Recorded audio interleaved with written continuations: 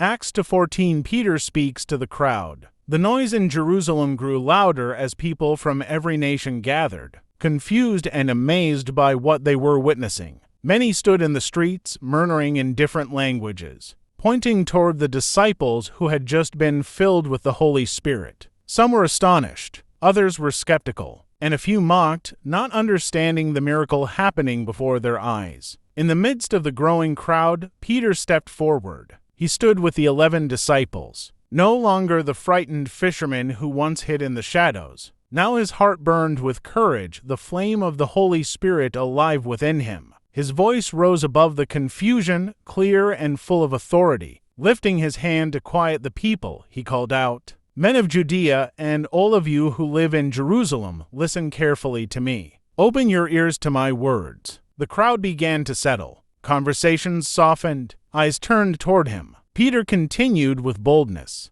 no longer speaking out of human strength but with divine power. "You wonder what this means. You question the strange tongues you have heard. But do not be mistaken. This is not drunkenness, as some of you imagine. No, it is too early in the day for such a thing." He paused, letting the truth sink in. The morning sun shining over thousands of watching faces. This is the fulfillment of God's promise," Peter declared. "What you see and hear is what was spoken through the prophet Joel.